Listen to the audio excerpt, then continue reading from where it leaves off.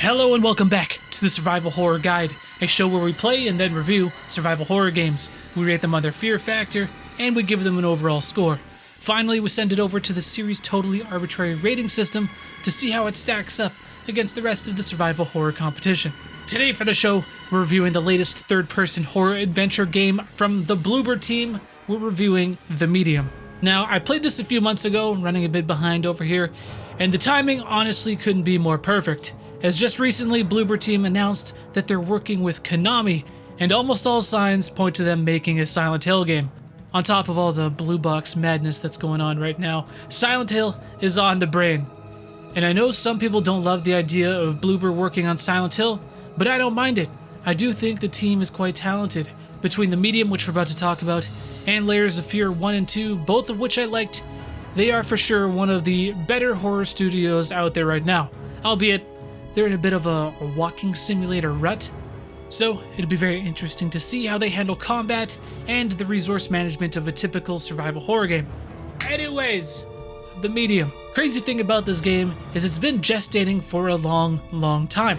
It was actually first teased all the way back in 2012, and I suppose due to ambition and hardware limitations, they really weren't able to pull it off until just recently, launching first on the Xbox Series X and S, and releasing on PS5 in September. And I totally see why. The biggest gimmick, and I mean that in a good way, this game has, is your character is a medium, of course, who can exist in both the physical world and the spirit world simultaneously, both of which are being rendered at the same time, and it looks awesome. Very original idea that's super cool visually, and opens up all kinds of gameplay possibilities.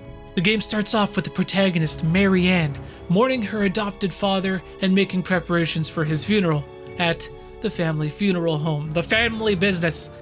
Creepy ass family. At which point she receives a mysterious phone call telling her to come to the Neva Resort, where she will find more answers. Because of course, Mary Ann, on top of being adopted, she knows very little about her past. So, seeking answers, Mary Ann travels to the Neva Resort, now abandoned and creepy as all hell. And throughout the course of the game, we learn more about the disturbing history of the hotel and how Mary Ann is connected to it. The fuck is that? Ah! What the fuck? And I gotta say, the hotel setting really works well in a game like this.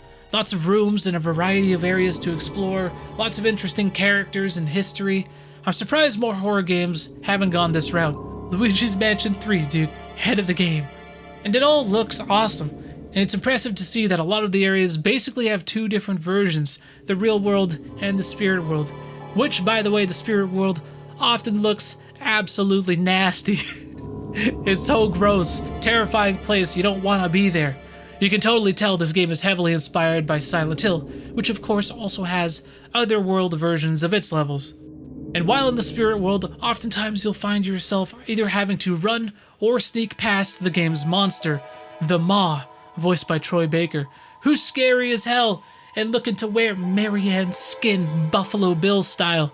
One of the first encounters with him where you're running away from him and he just kind of emerges from the darkness behind you is one of those moments that has stuck with me. Awesome sequence. Oh, fuck me!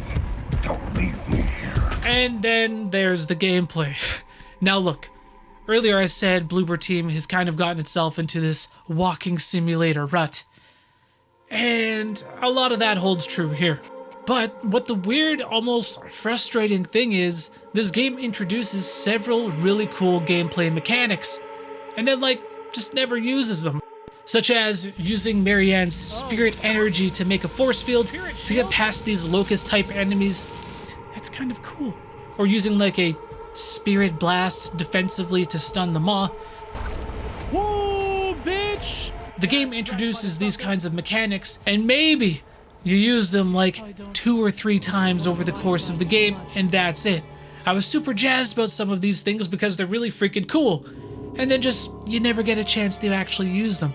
Even Mary Ann's astral projection ability, which allows her to separate and leave her body for a short period of time, very cool mechanic, super underused. So much potential because these things are satisfying to use and they're cool gameplay wise, but what 95% of the game devolves into is walking around, reading text, and watching a cutscene. Which, let's be clear, is totally fine if that's the kind of game you're going for. But when you get these kinds of gameplay elements introduced, I was kind of hoping you'd be using them. There's no inventory management to speak of, there's no combat, you don't have a health meter. It's basically you just die instantly if the maw grabs you and that's it. Which again, that's what they're going for, that's fine. Just know that going in. This is not Silent Hill or Resident Evil. This is basically a classic adventure style game. Then there's the game's pacing. The game starts very slow, dreadfully slow. The opening at the funeral home, entirely too long. That first intense encounter with the maw I was mentioning took place an hour and 45 minutes into my playthrough. I kind of needed to force myself through those first couple hours. And here's the thing. I'm glad I did. Everyone has a preference. Do I prefer action and combat and more gameplay mechanics in my games? I do. That's a bias that I have. But once I realized, okay, this is the experience. This is essentially a narrative-focused adventure-style game. After the first couple hours, the story really picks up and gets super interesting. And next thing I knew, I couldn't wait to see what happened next. The game eventually sunk its teeth into me and got me invested, but it just took a while. It's one of those things where it's very possible that if I wasn't recording it for the channel and for review, good chance I would have stopped playing.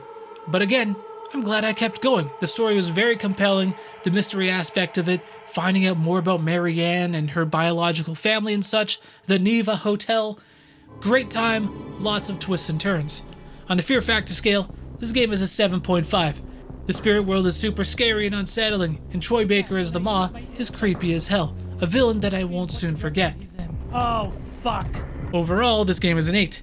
I think expectation here plays a role, at least it did for me. Play the game for the compelling story, the mystery, and the scary visuals and ambience. Now taking it over to the series' totally arbitrary rating system, the medium, Astral projects his ass into a respectable number 12 spot. Thanks so much for watching this episode of the Survival Horror Guide. As always, how did you think of my ranking? Does it make sense? Is it where you would put the game? Did you guys play the medium? Let me know what you thought about it. And of course, let me know what games you would like to see covered on this series in the future. Thanks for watching this one, guys. Peace.